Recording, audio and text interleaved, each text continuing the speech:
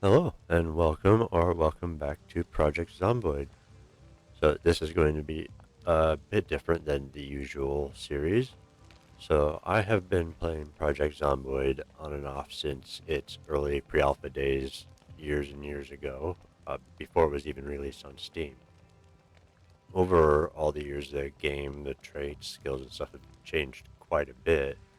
And since I've started playing again recently, I've learned a lot of new things that either I didn't know before or that didn't exist back when I played in the past. And during my time playing recently, especially, I've really come to appreciate Dean and his eternally useful shows on survival. So I thought I'd carry on his legacy by sharing some useful basic survival tips that I know and that I've learned over my time playing. They can be used in pretty much any playthrough, although I'll be providing a little bit extra focus on wilderness runs where the skills that I'll be showcasing here will truly shine. So, with all that being said, welcome to the first episode of Mastering the Wild with my friend Gene Wilder here. So, today we are going to take a look at foraging, getting clean water, and perhaps a bit of cooking. A lot of it's going to be fairly basic stuff, but I'm hoping there'll be something useful in here for everyone. Clean water is probably one of the most difficult things to find early on, especially in a wilderness run, since it requires a metal container to purify it in a fire. So I'd recommend definitely finding a cooking pot if you can as soon as possible to take with you, because you can use this to purify water in and as well as cooking. When you're in the wilderness, you can't just run to the nearest house for some toilet tonic. You need to be able to gather your own fresh water. I'd also recommend, while you're looking for a pot, to get a bowl. They're not heavy and they're very useful for using what you gathered in foraging and for cooking. So it's definitely something useful to have. Pots and bowls can be crafted, but they require specialized tools like a pottery wheel or a forge, so it's not really something you can do early on. So we'll leave that for a later episode. You can carve a wooden bucket from a log to gather water in. It does require a higher carving skill, and you can't use it in a fire to purify it, obviously. Alternatively, you can also use empty metal cans to purify water in a fire with and to gather water. You can also set them on the ground and they'll gather rainwater, but you can't always guarantee you can find one of those as well, although they can be found through foraging and fishing, I believe, as well. So, in the vein of a wilderness survival run, we're going to wait till morning. I'm going to clean this up and we're going to start from scratch so you can see kind of what it's like to survive in the wilderness, focusing on foraging and a bit of cooking first. So we will wait till morning and then we will get into it. All right, we are up bright and early, so we are going to go ahead and start foraging while we talk. So to forage, what you're going to do is click on this little investigate area icon over here on the left. And then down here, you'll have your little foraging and you can see what type of terrain you're in. So acidic forest, and then it shows you what your chances of discovering certain things are in that area. You can also choose a focus that will kind of focus on what type of item you want to look for, and that list will expand as your foraging skill goes up. So you just click enable search mode. I've got most of the effects turned off just so I can still see around me, but if you see, it gets a little bit lighter in a small area around me here, and that's the search radius. And by crouching, you can also get a little bit better search radius. So I get a 10% bonus from crouching, and then minus 0.20% from the weather. So weather and light affects your foraging as well, and then it shows your professions from traits and bonuses, which we'll go over as well. But it is going to take us a while to find stuff without a ton of skill. So as you see, you walk around, it points out things you find that are hidden. So we've got some plants here, some black sage, and looks like a centipede. So we'll go ahead and just start picking up everything we find. We're going to need rocks, sharp rocks, sticks, branches, logs, everything eventually, but not all for this episode. All right, so things to keep in mind is that plants and medicinal herbs are more likely to be found during and after rain. Bugs are more likely to be found during the night. Once you reach a certain darkness level, it won't show you new items at all. So that's something to keep in mind. You can use a flashlight or something, I believe. We can give that a try later. I don't do a whole lot of foraging at night. So we're just going to keep looking around and finding all the stuff we can here in the forest. And we are going to want to pick up some stones also that we'll want to use to make a fire, as well as branches and things we can use as firewood. Alright, so also many of the occupations in the game also affect your foraging in one way or another by affecting things like how well you can see in low light, different types of items you can forage for. I believe if you're a fitness instructor, you're more likely to find junk food and stuff. So flint nodule, those are useful. What do we got up here? Some twigs. Yep. Alright, so I started with just a custom occupation in this run that lets me pick all the positive and negative traits I want. And for a wilderness run, the traits you pick and the skills you have are a lot more important than they can be just in the city. That a lot less forgiving out here, and there are a lot less resources. You gotta find everything on your own. So we've got some stone here. We'll grab that because we're gonna need 3 of those to make a fire pit. All right, and another skill we will possibly look at as well is cooking. Not necessarily cooking over a fire, but just food preparation in general. Uh, and that's where the bowl is going to come in handy, which we will look at in the future here. And then some other secondary skills to consider would be carving. You can use that to make utensils. At level 4 carving, you can carve a wooden bucket. You can use to gather water. You can't purify the water in it. Obviously, you can't really set a wooden bucket in the fire. It's not going to work for very long. So you really need to try your best to get a pot or a bucket or some other metal container and a bowl. I went ahead and grabbed a couple of those already just to save some time. Okay, we need normal stones, not large stones. There we go. We'll grab this one here. That's grass. We don't want the grass. Alright, so there's our 3 stones, so we're good for that. Just go ahead and stick those in our bag. And as you see, foraging levels up quite quickly. Ooh, looks like we found a radish. Very nice. And we're just going to keep looking. We want to find as much food as we can. You also have a chance of finding other things like trash, cans, pots, medicinal herbs as well. If you've taken the right traits, can be helpful, which is something we will talk about now. So obviously the traits I'm going to talk about here aren't all going to be at the top of your tier list, but I think every trait in the game deserves at least a little bit of consideration. I'm going to be talking about these mostly in the vein of a wilderness survival run, so that's something to keep in mind as well. It's not necessarily something you're going to need if you're living in the city or near the city or in a farm or something, although they can still be very helpful. So the first one I want to talk about is one of the most expensive, and that is the wilderness knowledge trait. And while it is quite expensive, you get a +1 bonus to your foraging, your napping, your maintenance, and your carving. Plus, it allows you to find and use medicinal herbs, which can be very useful in a wilderness run since you don't necessarily have access to pharmacies and stuff. Very, very useful. I think it's a very underrated skill, especially if you're doing a wilderness run. It can help a lot getting that bonus. What did we find here? A magazine. Interesting. So yeah, as you can see, you can find some kind of junk out here. Fortunately, I won't be able to use it because I took illiterate as one of my negative traits, which we will also get to.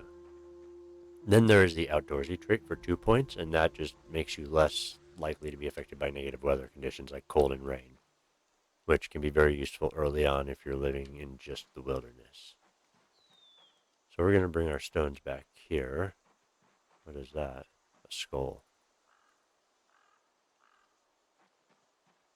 And we're just going to drop this stuff. We don't want to eat any of this stuff unless we absolutely have to. As far as the bugs and stuff go, they make you very unhappy.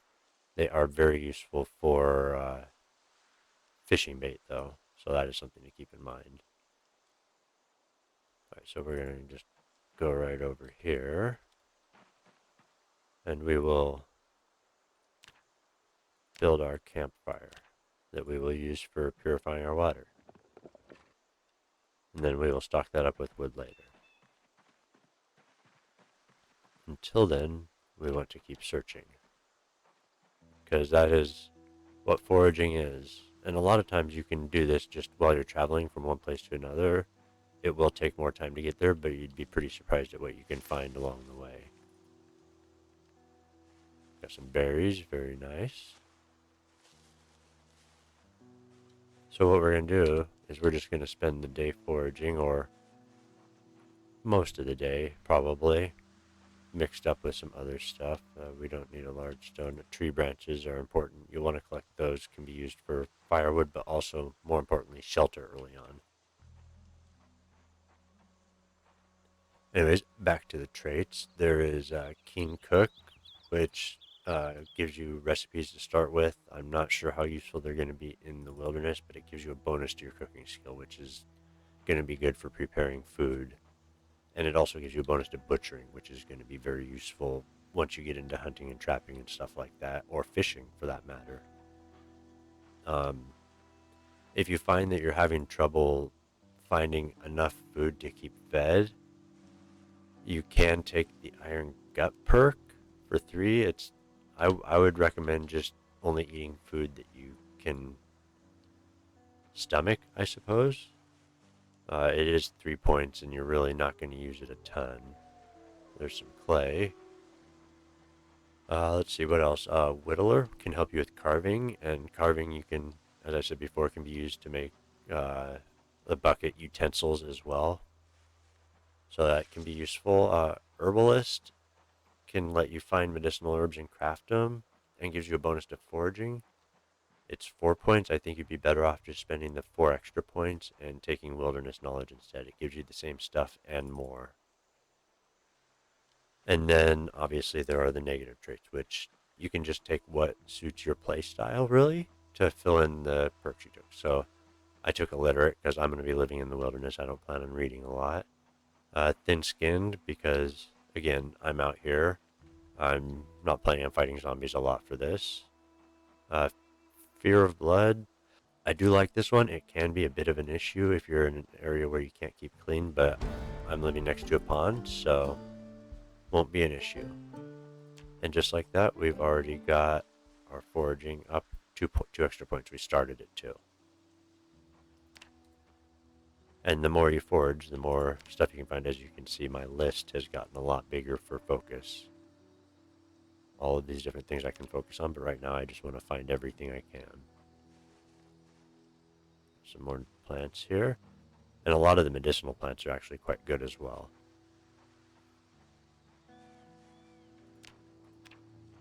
Alright, and then going back to this, I took cat's eyes just so I can see better at night. It can be pretty useful when you're living in the wilderness.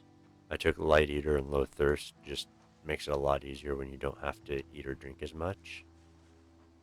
And then outdoorsy, keen cook for the butchering bonus, angler for fishing, wilderness knowledge as I was talking about before, and then stout just for the extra carry weight and strength. And we started way out in the middle of nowhere, all the way down here, so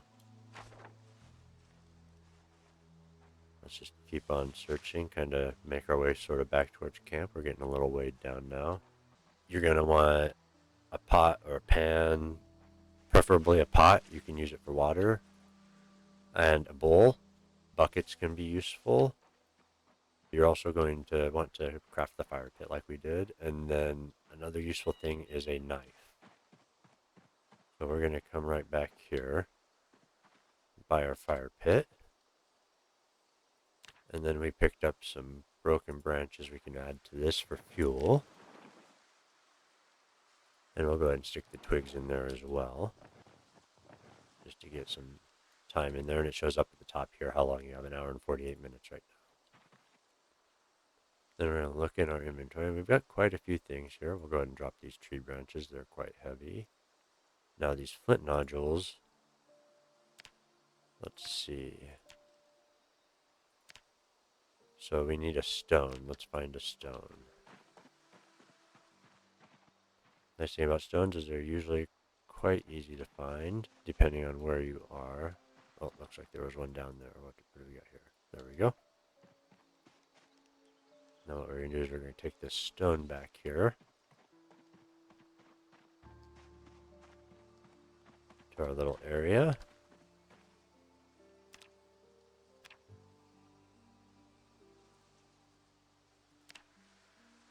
Alright, now this requires a surface. As you can see, it says can't craft requires surface to do this. So a trick I found, especially if you're in the wilderness, is these large boulders. You can use these as a crafting surface. So if we go back here, now we nap sharp flint flake. And you can find these flint flakes just laying around as well through foraging. I only did a couple hours of foraging so far in the game, so not very much. I haven't found one yet, so we're just going to go ahead and make one. There we go. And then we can take that flake and turn it into a blade. And that's where having the level 1 napping comes in handy, because you can turn those flint flakes into a blade with that.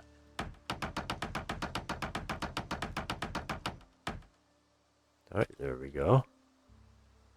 Now we should have our stone blade. And then, once you've done that, you can use a small handle, which you get from carving, and then any of these items to combine it into a crude knife, which is a bit better than just using the sharp flint flake on its own. Now, we've got another flint nodule here. So we are going to go back to our surface right here. And we're going to turn that back into a sharp flint flake for this one as well. There we go. And now we've got our sharp flint flake. And we can use that for carving. They don't last very long, but now we can make things like the small handle to make the stone blade with. We just need rags, which is something you can catch through fishing. I believe you can find it through foraging. But those are for a later episode. So now that we've got our knife, we've got our fire pit, we can take our pot and our bowl out of our bag here. And then what you can do at any time here is you can look at your bowl, you can right click on it and go to, there's create salad and fruit salad. And these will let you create salads out of the items you found through foraging or vegetables you've gathered, plants and such. So I've got berries, or I've got a couple of greens. So we're going to make a salad with radish. So we got to find our bowl again here. There we go. And then, as you can see, we've got tons of things to add as herbs. So we're going to add some greens. And then what we're going to do is we're just going to keep adding our greens to it until we get it full of our base ingredients. As you see up here at the top of the list, it says contains, and there's 5. And then we're going to add our herbs and condiments, and those show up at the bottom under there as seasoning. So we're just going to keep adding these until we've added one of each.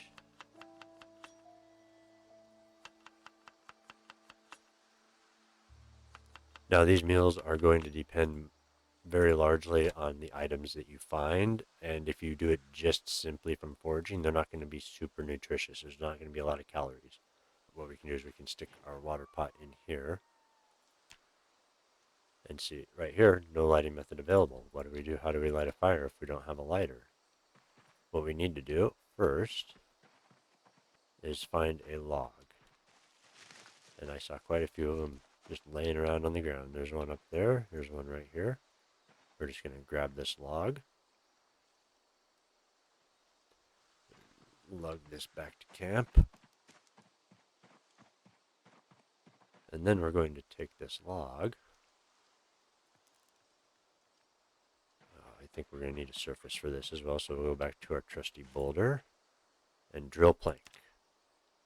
So we're going to be using our flint flake to make a plank with a hole in it, or a notch at least. There we go, we've got our notched plank. And then what we need is a wooden rod.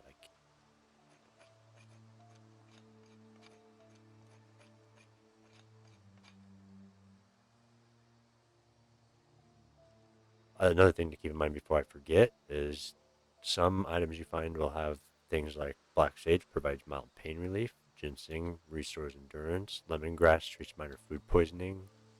So all of these are items that are very useful for wilderness medicine. If you don't have a pharmacy nearby, it can be really helpful to have access to these things. So now we go to light fire and we use the notched plank and the wooden rod. Now this is a way that can fail and it does use more endurance than using a lighter, and you can lose your plank or your rod, but there we go. We now have a fire. We've got our water pot in there, and once it heats up enough, it won't be tainted anymore, and we'll have fresh drinking water. There we go. Now you do want to take it out of the fire when it's clean because it will boil off. So as you can see, it's not entirely full now, but we now have clean water. So we can go ahead and just leave auto drink on and hold on to that for later. And then we can go ahead and have our salad here. As you can see, it doesn't provide a whole lot towards hunger, but it's got a good boost to boredom and unhappiness and thirst, which is really important. Things like berries and stuff can be really good for curbing your thirst if you don't have access to clean water. So we'll go ahead and eat our salad here. Very nice. And then we'll use our bowl and we'll make a fruit salad from berries. We've got 4 of them, we might as well. And what you can do is you can actually add these items to this bowl and just carry the bowl around with you and add items to it as you wish. So there we go. Now we've got a nice berry fruit salad. And since we don't have any seasoning to put on it, it does have some unhappiness, but it will provide some thirst to you. Generally, I wouldn't recommend using a bunch of the same item over and over in a food dish because it can be negative towards your happiness and boredom, but in some cases you just kind of have to take what you can get, especially when you're living out here in the wilderness by yourself. Alright, so far we've gone through foraging, making a fire, and getting some clean water. So what we are going to do next is we're just going to put this stuff in our bag for now. We'll leave the magazine here. We can use that for starting the fire later, as well as our notched plank and our stone and the blade. Just kind of making some room in our inventory here. And stick the wooden rod on our back. Oh, I got my thing collapsed. There we go.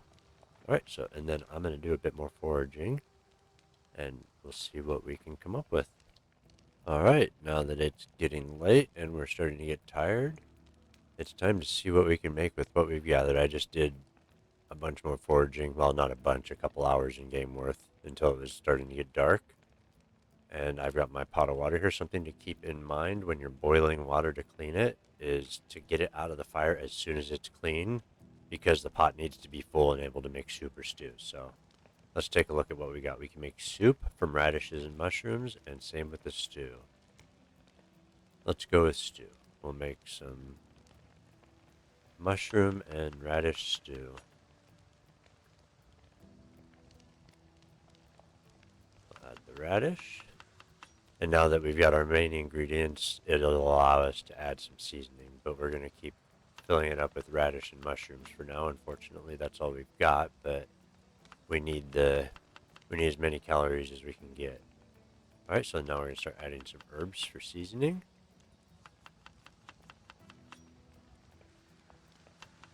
These are all things I found while foraging, the ginger root, everything.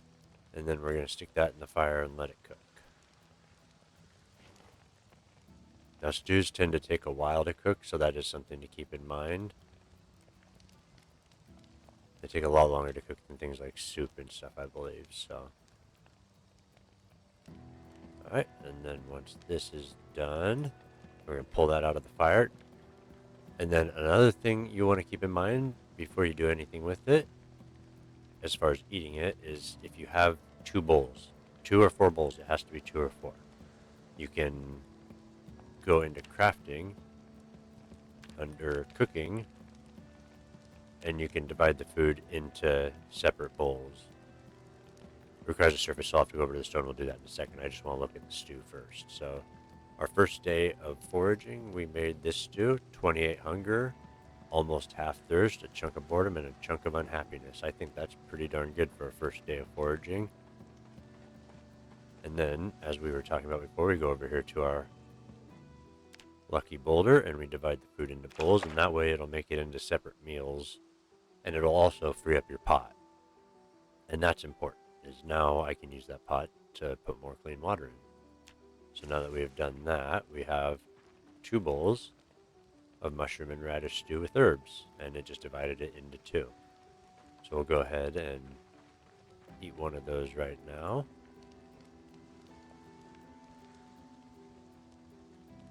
Very nice, that helped with our thirst a bit. Alright, so I think that'll about do it for our little intro to foraging and kind of basic wilderness cooking. We'll get further into more skills and traits in later episodes when we get into things like fishing and hunting and more advanced foraging. So I hope that maybe you learned a little something today, or if you haven't, you've at least had an enjoyable time here with Gene and myself. If you have any tips or tricks that are basic like this that I didn't mention here, let me know down in the comments. Think about giving me a sub if you want to see more. I plan on continuing this series and getting really in depth with the wilderness survival. And until next time, take care, be safe, and I will see you later.